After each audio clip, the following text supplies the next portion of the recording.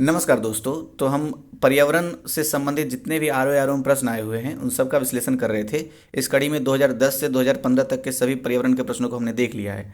अब इस वीडियो में 2016 से शुरू करेंगे।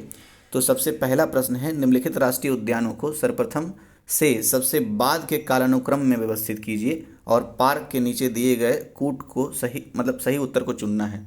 तो देखिए, ऐसे प्रश्नों में तो सामान्यतः यही समझ में आएगा कि जब तक जैसे दिया हुआ Silent Valley, Kaziranga, Kanha, Jim Corbett, इन सब का अगर एस्टेब्लिशमेंट ईयर नहीं पता हो तो हम नहीं बना सकते हैं। लेकिन एक ऑब्जर्वेशन और भी है, जब इस तरह के प्रश्न आते हैं तो कहीं ना कहीं एक क्लू होता है। जैसे कि ये बात राष्ट्रीय उद्यान पढ़ते समय सबको पता होना चाहिए कि पहला राष्ट्रीय उद्यान कब स्थापित हुआ था। तो पहला राष्ट्रीय उद्यान 1936 में जिम कॉर्बेट या हैली नेशनल पार्क के नाम से स्थापित हुआ था, आज़ादी के पहले ही। तो अगर तो सब जब इसको कालानुक्रम में लगाएंगे तो सबसे पहले तो 2 नंबर को रखना पड़ेगा। तब विकल्प में देखिए कि 2 नंबर कौन से विकल्प में ऐसे हैं, 2 नंबर सबसे पहले है। तो 2 नंबर सबसे पहले सिर्फ और सिर्फ एक में है, जो विकल्प डी में है, 2, 4, 3, 1। तो क्वेश्चन बनाने का मतलब ये भी समझना होता है कि कौन से पैतरे किस तरह के क्वेश्चन में अपनाने हैं। तो ये क्वेश्चन डी इसका आंसर हो गया। मतलब ये तीनों नहीं भी पता हो तो ये सिर्फ पता होने से इसका आंसर निकल जाता है। ठीक है, तो ऐसे क्वेश्चन में पूछना यही चाह रहा था कि सबसे पहला कौन है, लेकिन घुमा के पूछ दिया, बात ये हुआ। तो खैर, अब इससे जुड़े हुए कुछ बात को देख लेते हैं। अच्छा, जैसे अभी आपको तो ये पता चल ही गया, मतलब पहले ही से पता था कि पहला राष्ट्रीय उद्यान या first national park in India Jim Corbett या हैली नेशनल पार्क के नाम से 1936 में स्टैब्लिश हो गया था, आज़ादी के पहले। लेकिन एक करंट बात यह है कि अब इसका नाम जिम कॉर्बेट से बदला जा रहा है। इसका नाम अब रामगंगा के नाम से आप सुनेंगे कि रामगंगा नेशनल पार्क। ठीक है, तो हैली हो, जिम कॉर्बेट हो, ये रामगंगा हो, तीनों अब एक ही नाम हो गया। ठीक है। अच्छा, अब कुछ चीज़ें और नेशनल पार्क के बारे में देख लेते हैं, क्या पता कब घुमा के क्वेश्चन पूछ दे। अगर ये पूछा जाए कि सबसे बड़ा नेशनल पार्क कौन सा है, तो हेमिस नेशनल पार्क है, जो कि जम्मू एंड कश्मीर में है। सबसे छोटा नेशनल पार्क कौन सा है, तो साउथ बटन नेशनल पार्क, जो कि अंडमान निकोबार में है। ये क्वेश्चन पूछ दे कि सबसे ज़्यादा नेशनल पार्क किस राज्य में है, तो मध्य प्रदेश में सबसे ज़्यादा नेशनल पार्क है। अच्छा, दुनिया के स्तर पर सबसे पहले कौन हुआ था नेशनल पार्क के रूप में स्टैब्लिश, तो इसमें कन्फ्यूजन है। कहीं कहीं पे लिखा रहता है टोबैगो मुख्य पहाड़ी वन संरक्षित क्षेत्र, जो 1776 में स्थापित हुआ था, और कहीं पे लिखा हुआ है येलोस्टोन नेशनल पार्क 1872 में स्थापित हुआ था। ये दोनों है।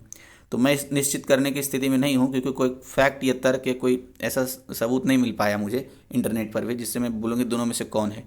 तो मैंने दोनों बता दिया है। ऑप्शन जिस हिसाब से रहेगा उस हिसाब से आप बताइएगा, मतलब क्लिक कीजिएगा। अगर आपको इसके बारे में कुछ पता हो कि दोनों में से कौन क्या है, तो तर्क के साथ आप कमेंट बॉक्स में बताइएगा, मैं पिन करूँगा आपके कमेंट को। यही चीज़ व्याख्या में लिखा हुआ है। जिम कॉर्बेट 1936 में स्थापित हुआ था, कान्हा 1955 में, और काजीरंगा 1974 में, और साइलेंट वैली 1980 में। बस ये बात जरूर इसी वर्ष के एग्जाम के लिए ध्यान रखा जाना चाहिए कि जिम कॉर्बेट का नाम बदल करके अब रामगंगा राष्ट्रीय उद्यान हो जाएगा। आपने भी ये घटनासार का जो पॉइंटर था करेंट अफेयर का, उसको पढ़ा होगा या मतलब देखा होगा वीडियो, तो आपको पता होगा ये बात।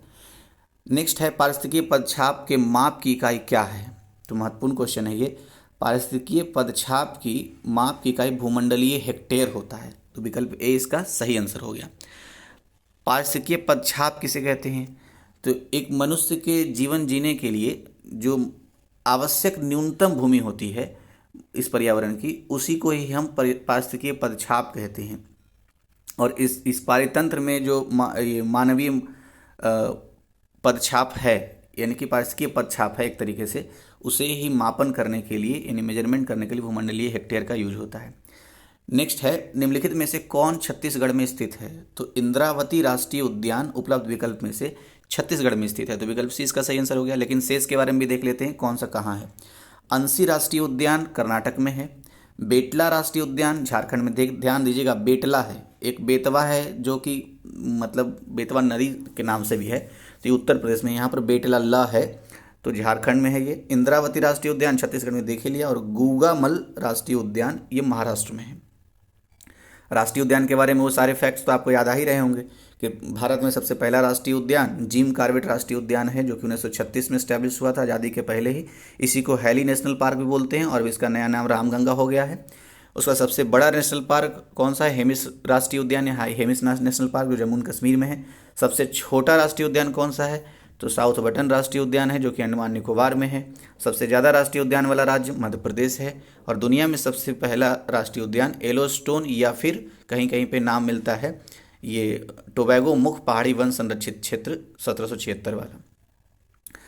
अब नेक्स्ट देखते हैं। तो इस तरह से जब भी आए राष्ट्रीय उद्यान के बारे में तो ये सारे 5 फैक्ट रिवीजन हो जाने चाहिए। सूची 1 को 2 से मिलाना है। एक साइड जैव मंडल आरक्षित क्षेत्र है और दूसरे साइड शायद राज्य दिया हुआ है। तो सिमलीपाल ये उड़ीसा में है। दिहांग दिवांग राष्ट्रीय जैव मंडल आरक्षित क्षेत्र ये आपको अरुणाचल प्रदेश में मिलेगा। नोकरेक मेघालय के मैप में मिल जाएगा। और कोल्ड डिजर्ट ये हिमाचल प्रदेश का राष्ट्रीय जैव मंडल आरक्षित क्षेत्र है।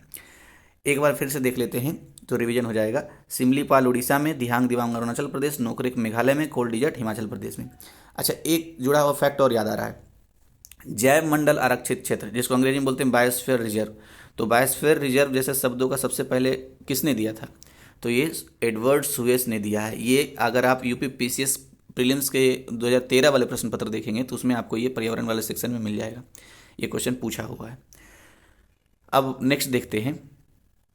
भितरकनिका गरान के संदर्भ में निम्नलिखित कथनों पर विचार कीजिए। तो पहला कथन है कि यह वंशधरा और सुवर्ण रेखा नदियों के डेल्टा में स्थित है। तो ये गलत है क्योंकि ये महानदी के डेल्टा में अवस्थित है भितरकनिका गरान। तो ये कथन तो पहला तो गलत हो गया। दूसरा लिखा हुआ है पश्चिम बंगाल में, जी नहीं, ये उड़ीसा में है। तो इसलिए दोनों कथन गलत हो गया। विकल्प डी इसका सही आंसर हो जाएगा। लेकिन व्याख्या देख लेते हैं, कुछ इससे जुड़ी हुई बातें हैं।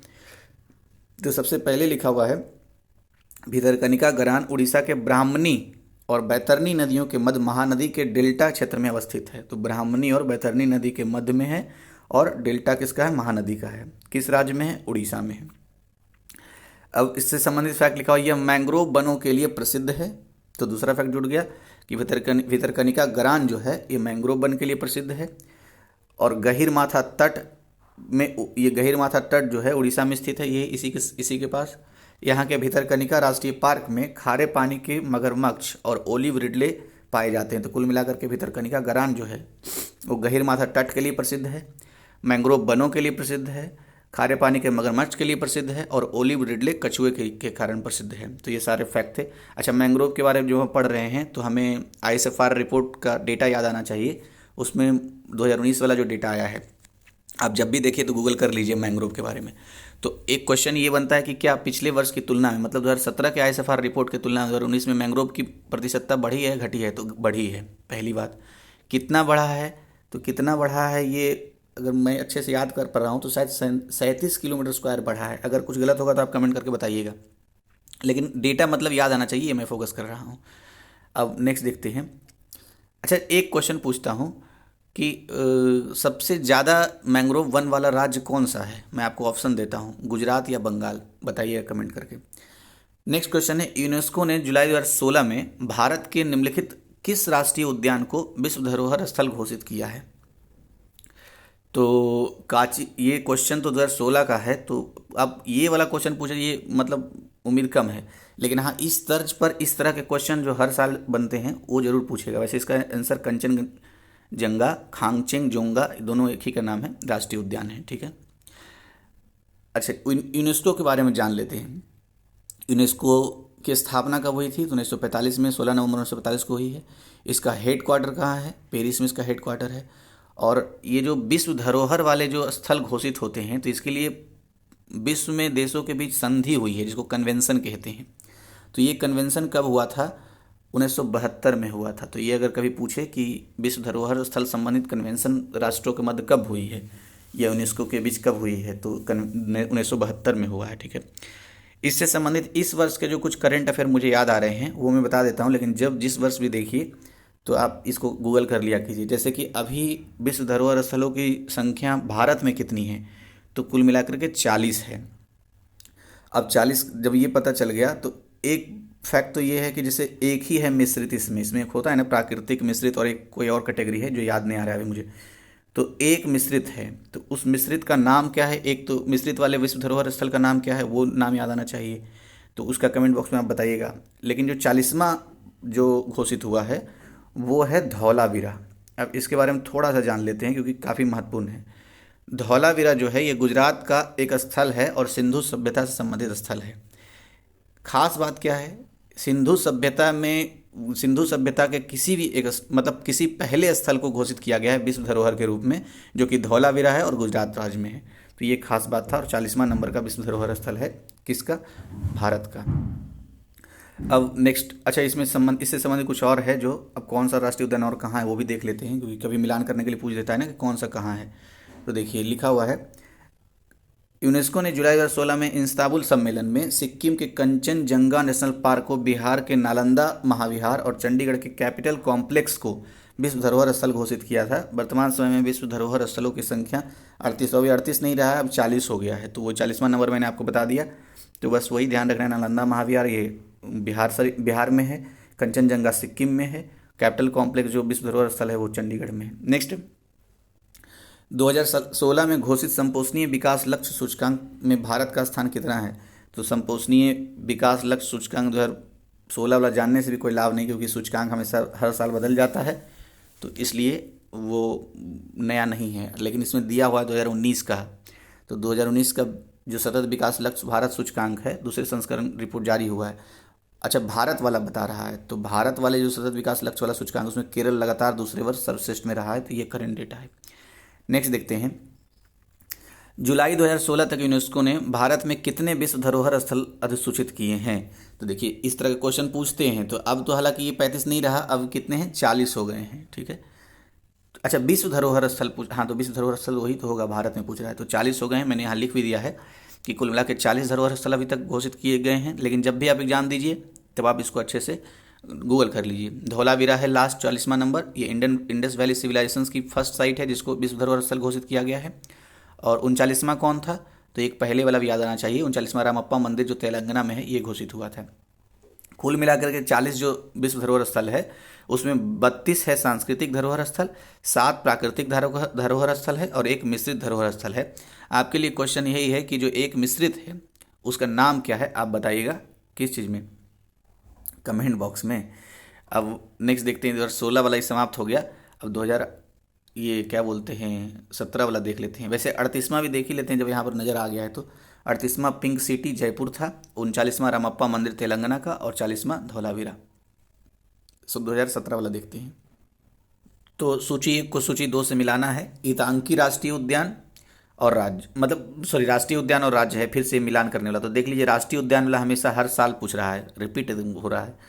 ईतांकी राष्ट्रीय उद्यान नागालैंड में है, और बेतला राष्ट्रीय उद्यान ये झारखंड में है। उसके बाद फिर सरोही राष्ट्रीय उद्यान मणिपुर में है, सिरोही पहले पूछा था, नहीं वो तो नोकरेक था मेघालय का। खैर यहाँ देखते हैं, गोइंदी राष्ट्रीय उद्यान ये तमिलनाडु में है। मैं इसका आंसर बता के एक बार फिर से बोलता हूँ, इसका विकल्प सी है, लेकिन एक बार फिर से बोलते हैं। राष्ट्रीय उद्यान और राज्य, तो ईतांकी राष्ट्रीय उद्यान नागालैंड में, बेतला राष्ट्रीय उद्यान झारखंड में, सिरोही राष्ट्रीय उद्यान मणिपुर में और गोइंदी राष्ट्रीय उद्यान ये तमिलनाडु में है। राष्ट्रीय उद्यान के बारे में जब बात कर रहे हैं तो पहला राष्ट्रीय उद्यान का नाम याद आना चाहिए जो 1936 में स्टैब्लिश हुआ था, जिसका नाम कॉर्बेट नेशनल पार्क है, जो उत्तराखंड में है। इसी को हैली नेशनल पार्क, और अब इसका नया नाम बदल करके रामगंगा राष्ट्रीय उद्यान रखा गया है। ठीक है, सबसे बड़ा राष्ट्रीय उद्यान के बारे में बात करें तो हेमिस राष्ट्रीय उद्यान है जो कि जम्मू कश्मीर में है। और सबसे छोटा राष्ट्रीय उद्यान के बारे में बात करें तो साउथ बटन राष्ट्रीय उद्यान है जो कि अंडमान निकोबार में है। विश्व में सबसे पहला राष्ट्रीय उद्यान येलोस्टोन नेशनल पार्क कहीं पर मिलता है जो 1872 में स्टैब्लिश हुआ है, और कहीं कहीं पर टोबैगो मुख्य पहाड़ी वन संरक्षित क्षेत्र के बारे में नहीं मिलता है जो 1776 ईस्वी में बताया जाता है। नेक्स्ट है क्वेश्चन, पृथ्वी का सर्वाधिक बृहद पारिस्थितिकी तंत्र निम्नलिखित में से कौन है? तो ये जैव मंडल है, तो विकल्प डी इसका सही आंसर हो गया। सबसे बृहद पारिस्थितिकी तंत्र कौन है? तो जैव मंडल है। अच्छा, एक क्वेश्चन पूछा जाता है, शायद पूछा भी था, पहला ही क्वेश्चन था 2010 वाले में, कि सबसे अस्थायी पारिस्थितिकी तंत्र कौन कहलाता है? तो महासागर सबसे अस्थायी पारिस्थितिकी तंत्र कहलाता है। और सबसे बृहद कौन है? तो जैव मंडल है। तो बड़ा बृहद का मतलब, तो ये दोनों फैक्ट याद रखने हैं, इसी तो इसका आंसर डी हो गया। अच्छा, पारिस्थितिकी तंत्र के बारे में बात कर रहे हैं तो जिसको अंग्रेजी में क्या बोलते हैं? इकोसिस्टम। तो इस शब्द को सबसे पहले किसने दिया था? ऑर्थर जॉर्ज टांसले, एजी टांसले ने दिया था, 1935 में शायद दिया था, 1935 या 36 में। खैर नाम पूछता है, डेट तो अभी तक नहीं पूछा है, लेकिन फिर भी डेट पता होना चाहिए। जब ऑर्थर ये एजी टांसले के बारे में बात हमने देख लिया, पारिस्थितिकी तंत्र शब्द को दिया था इन्होंने पहले। तो एक आता इकोलॉजी शब्द को किसने पहले दिया था? इकोलॉजी तो अर्नेस्ट हैकल ने दिया था। लेकिन खास बात ये है कि ये इकोलॉजी इस रूप में शब्द को नहीं प्रतिपादित किया गया था, ओइक्योलॉजी था, OEKOLO और GIE था लास्ट में, तो ये बात ध्यान रखना है। नेक्स्ट देखते हैं, पारिस्थितिकी तंत्र के संदर्भ में निम्नलिखित कथनों पर विचार कीजिए। तो सबसे पहला कथन क्या है? स्वपोषी यानी कि स्वपोषी यानी स्वपोषित जो होता है स्तर पर उत्पादन को प्राथमिक उत्पादकता कहा जाता है। तो ये सही है, स्वपोषी को प्राथमिक उत्पादकता कहा जाता है। फिर द्वितीयक उत्पादकता का संदर्भ परपोषी स्तर के उत्पादन से है। तो दोनों कथन सही है, इसलिए विकल्प सी इसका सही आंसर हो गया। नेक्स्ट है, एक पारिस्थितिकी तंत्र में ऊर्जा की मात्रा एक पोषण स्तर से अन्य पोषण स्तर में स्थानांतरण के पश्चात, तो एक पोषण स्तर से दूसरे पोषण स्तर में अगर ऊर्जा की मात्रा का स्थानांतरण होता है तो वो घट जाता है। आपको लिंडेमान का 10% का नियम याद आ रहा है? रेमंड लिंडेमान का 10% का नियम के अनुसार यही बात है कि अगर एक पोषण स्तर से दूसरे पोषण स्तर में ऊर्जा का स्थानांतरण होता है तो 10% संचित रहता है और बाकी 90% क्या हो जाता है? वो ट्रांसफ़र हो जाता है एक तरीके से।